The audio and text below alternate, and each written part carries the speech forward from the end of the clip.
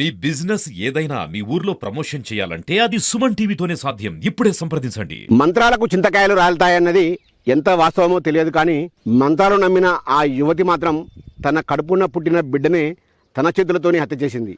అంతా చేసింది ఏదో చదువురాని నిరక్షరాస్యులైతే కాదు, బీఎస్సీ బీడీ చదివిన విద్యావంతురాలే ఇటువంటి దారుణానికి ఒడిగట్టడంతో ఆగ్రహించిన న్యాయస్థానం ఆ యువతికి ఉరిశిక్ష వేసింది. ఇంతటి దారుణానికి వేదికగా నిలిచింది మోతే మండలం సూర్యాపేట జిల్లా మేకపాటి తండా.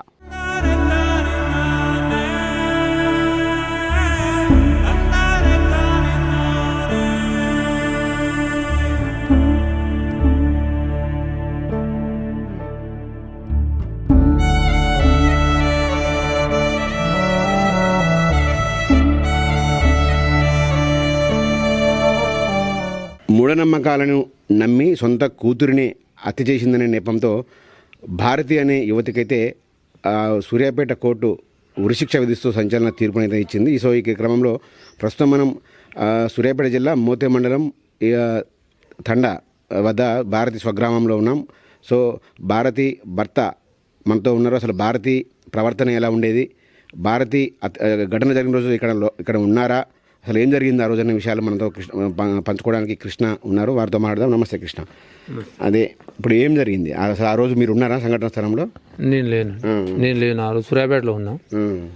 అయితే ఆ రోజు నేను లేను. వచ్చేసరికి పాప చనిపోయి ఉన్నది, పోలీసులు ఉన్నారు.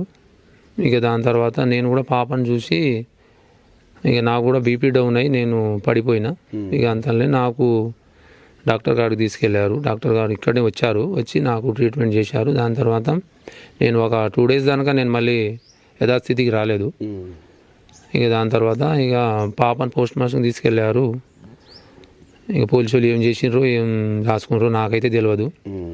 అయితే భారతి ప్రవర్తన, వివాహమే అప్పటికి ఎంతకాలం అయింది మీకు? ప్రవర్తన మీకు సాంసారిక జీవితం కానీ లేకపోతే ఆమె ప్రవర్తన కానీ ఏ విధంగా ఉండేది అసలు? ఇప్పుడు 1 సంవత్సరంన్నర అయింది. పాప సంవత్సరం తర్వాత వాన్ పొందింది. ఒక 9 months ఇక ప్రెగ్నెన్సీ తోటి. దాని తర్వాత 7 months పాపకి. దాదాపు 2 సంవత్సరాలు అయింది మ్యారేజ్ అయ్యి. ఇప్పుడు దానిక మంచిగానే ఉండే ఆమె.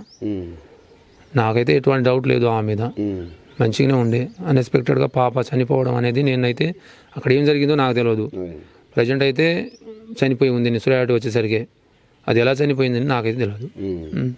అయితే ఘటన జరిగింది, ఆమె కేసు నడుస్తూనే ఉంది. మళ్ళీ ఒక పాపని అన్నారు కదా, సో ఆమెలో అసలు ఎప్పుడైనా డిస్కషన్ వచ్చిందా అసలు ఏం జరిగింది ఎట్లా అనేది? ఇప్పుడు ఆ పాప పరిస్థితి, రెండో పాప ఇప్పుడంటే రెండో పాప ప్రజెంట్ మేము కలిసి ఉన్నాం. పాప పోయిన తర్వాత మేము కలిసి ఉన్నాం. మాకు మళ్ళీ పాప పుట్టింది. పాపకి 15 నెలలు ఇప్పుడు పాప పుట్టి మేము కలిసే ఉంటున్నాం. పాప ఇప్పుడు ప్రజెంట్ పాలు చిక్కుతుంది. ప్రజెంట్ మొన్న తీర్పుతోటి చాలా బాధతోటి ఉన్నాం. పాప పరిస్థితి ఘోరంగా ఉంది. నేను ఒక్కడే ఉన్నా ఇంట్లో. మా అమ్మగారు రీసెంట్గా చనిపోయారు ఒక 5 months బ్యాక్. మా నాన్న పారాలసిస్, మంచంలోనే ఉంటాడు. ప్రజెంట్ పరిస్థితి ఘోరంగా ఉంది. పై కోర్టుకు వెళ్ళాలనే ఆలోచనతోటి పోతున్నాం. పాప కోసమైనా పోవాలి, తప్పదు కదా. ఇక పాప కోసమైనా దానికి బెయిల్ మీద తీసుకొచ్చి ఏదైనా మంచి న్యాయం జరగాలని కోరుకుంటున్నా. ఇప్పుడు 15 నెలల పాప పరిస్థితి ఎలా ఉంది? ఆలనా పాలన ఎవరు చూస్తున్నారు? ఇప్పుడు పాప మా అత్త కాడు ఉంది. ప్రజెంట్ నేను కూడా ఇక మా నాన్న బాగలేడు కదా, మా నాన్నకు చూసుకుంటా పాప కూడా చూసుకోవాలంటే కొద్దిగా కష్టం అయిద్దని మా అత్త వాళ్ళ ఇంటికాడ ఉంది. పాప పాలే చిక్కుతుంది, ఇంకా అన్నం కూడా తినట్లేదు. ఇవాళ 4-5 రోజులు అంది. పాప పరిస్థితి చాలా ఘోరంగా ఉంది. ఒకటే ఏడుపు, అసలు తల్లి కోసం ఒకటే ఏడుపు. పాలు చిక్కుతుంది, ఆమె పరిస్థితి చాలా ఘోరంగా ఉంది. అయితే ఇటువంటి మూఢనమ్మకాలు నమ్మేటోళ్ళకి నువ్వేం సలహా ఇస్తావు? ఆమె నమ్మిందో నమ్మలేదో కోర్టుకు తెలుసు, మనకు తెలియదు. సో పోలీసులు అయితే మూఢనమ్మకాలని ఆమెను అరెస్ట్ చేశారు, కేసు నమోదు చేశారు, ఆమె శిక్ష పడింది. సో ఇటువంటి వారికి బయట చాలామంది కూడా చాలామంది కూడా మూఢనమ్మకాలు నమ్ముతూ జీవితాలు నాశనం చేసుకుంటారు. వాళ్ళకి ఏం సలహా ఇస్తావు ఒక బాధితునిగా నువ్వు? ఇప్పుడు మూఢనమ్మకం అనేది అది వేస్ట్. నమ్మినా అది నిజమో అబద్ధమో నాకు కూడా తెలియదు. అని మూఢనమ్మకం అనేది దానికి నమ్మి ఎన్నో కుటుంబాలు నాశనం అయినాయి. దాని మీద ఎవరు కూడా అది నమ్మొద్దు. నమ్మి అనవసరమైన జీవితాలు ఖరాబ్ అయిపోతున్నాయి. చివరిగా మీ పాప కోసం ఏం కోరుకుంటున్నావు? న్యాయస్థానాలను కానీ పోలీసులను కానీ ఏమైనా? ఇక న్యాయస్థానానికి పాప విషయంలో పాప అసలే పాలు చిక్కుతున్న పాప. ప్రజెంట్ మా భార్యని బెయిల్ మీద బెయిల్ మీద రిలీజ్ చేస్తే బాగుంటుంది. మేము కలిసి ఉంటున్నాం, ప్రజెంట్ కలిసి ఉండాలని కోరుకుంటున్నాం. మా పాప కోసమైనా కనీసం రిలీజ్ చేస్తే బాగుంటుంది, అది కోరుకుంటున్నా.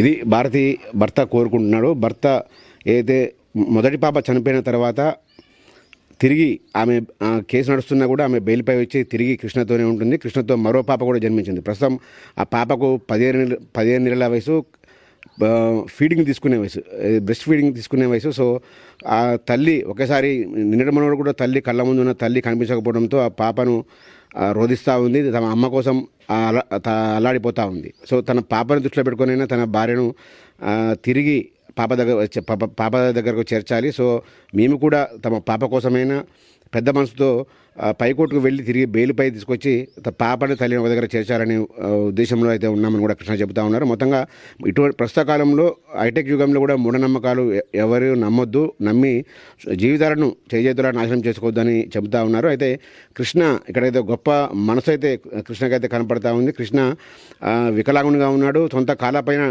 నిలబడటంతో పాటు పౌల్ట్రీ ఫామ్, అదేవిధంగా వ్యవసాయం చేస్తూ తన మంచాన పైన తండ్రి ఆలనా కూడా ఆయన చూసుకుంటున్న పరిస్థితి కనబడతా ఉంది. మరోవైపు ఆయనైతే వేడుకుంటున్నాడు, చేసిన తప్పు అయితే జరిగింది, కానీ తన భార్యను పెద్ద మనసుతో వదిలేయాలని కూడా కృష్ణ అయితే ప్రాధాయపడతా ఉన్న పరిస్థితి.